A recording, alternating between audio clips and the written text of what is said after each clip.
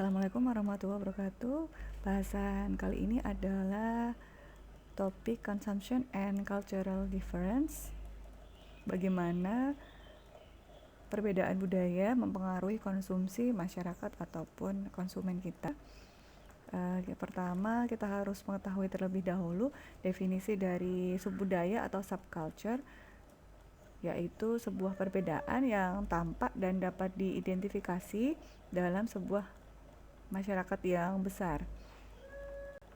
Kemudian ada beberapa kategori dalam subbudaya. Yang pertama adalah kebangsaan atau nationality, kemudian religion ataupun agama, geographic region atau lokasi geografi, kemudian age, usia, gender, jenis kelamin, occupation, pekerjaan, dan kelas sosial. Oke, kita bahas kategori yang pertama adalah nationality atau kebangsaan. Bagaimana kebangsaan ini dapat mempengaruhi apa yang akan dikonsumsi oleh seseorang. Misalnya orang Indonesia yang tinggal di luar negeri ini akan lebih bangga dengan produk-produk dari tanah air. Contohnya seperti itu. Misalkan mereka akan kembali ke Indonesia, mereka merasa bangga bahwa pulang kampung, kemudian membawa makanan khas Indonesia ke negara tempat mereka saat ini berada. Oke, ini adalah subbudaya dalam kategori kebangsaan atau nationality. Kemudian contoh lainnya adalah saat kita berada di negara lain, kemudian Indonesia adalah menjadi salah satu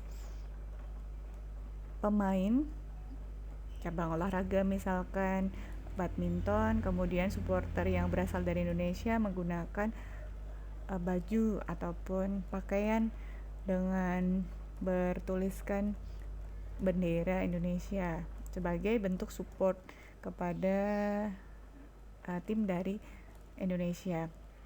Ini adalah salah satu bentuk nationality atau kebangsaan. Kemudian berikutnya subbudaya, kategori ras. Ada beberapa kategori ras di Amerika. Yang pertama ini African Americans, Hispanic Americans, Asian American. Hispanic subculture ataupun Hispanic American ini adalah konsumen yang tinggal di Arizona, California, Florida, Meksiko, Texas. Dan Hispanic merupakan salah satu ras dengan komunitas yang besar, dan mereka ini menjunjung tinggi dari kebiasaan-kebiasaan dan budaya yang mereka miliki. Jadi karena kondisi tersebut, maka seorang pemasar ataupun perusahaan yang ingin menyampaikan produk atau memasarkan produk ke ras Hispanik ini harus menyesuaikan dengan culture mereka jika ingin menembus pasar Hispanik. Contohnya ini adalah Toyota. Toyota dalam memasarkan produknya, mereka menyediakan situs web berbahasa Spanyol. Kemudian berikutnya adalah Asia Amerika. Ras Asia Amerika ini dipandang bahwa komunitas yang sering berpindah merek antara satu dengan yang lain, walaupun mereka ini adalah ras yang sering membelanjakan ataupun sering berbelanja, ya, konsumsinya ini tinggi dibandingkan dengan ras lainnya.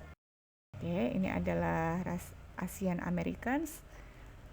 Mereka konsumtif tapi kurang loyal terhadap satu merek dan memiliki beragam budaya, menggunakan bahasa yang berbeda antara satu dengan lainnya.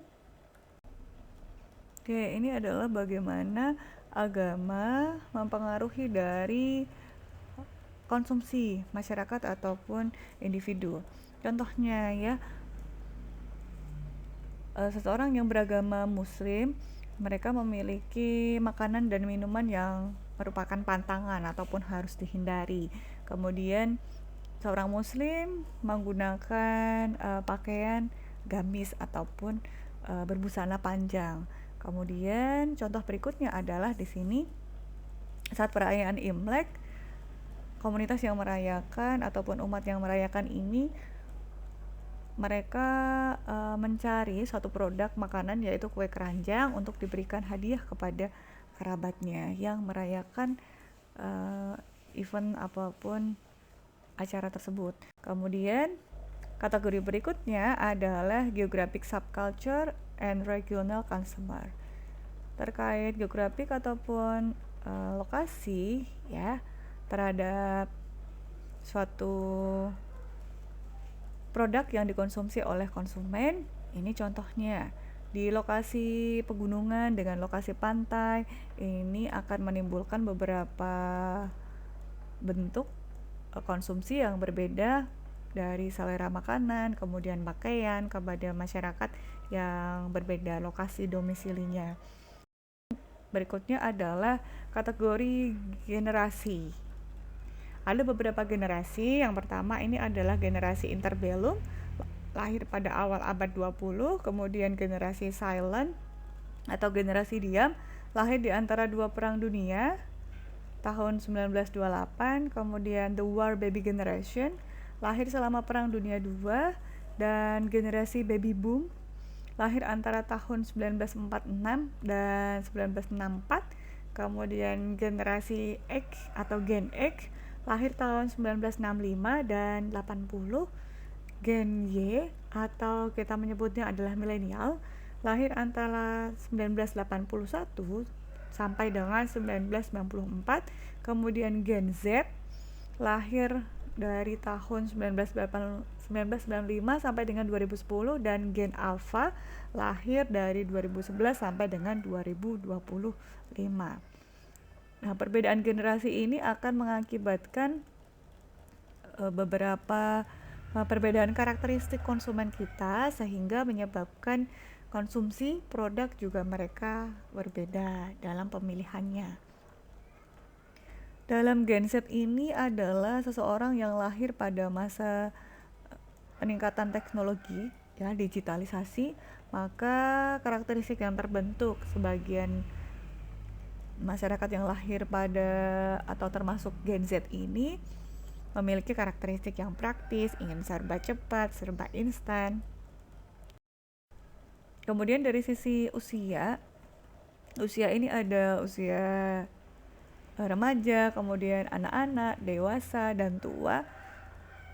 Usia tua merupakan segmentasi yang perlu dipertimbangkan kepada pemasar ataupun perusahaan, dan usia tua ini disebut dengan pasar abu-abu karena orang dewasa ya usia ini mengendalikan 50% pendapatan tambahan.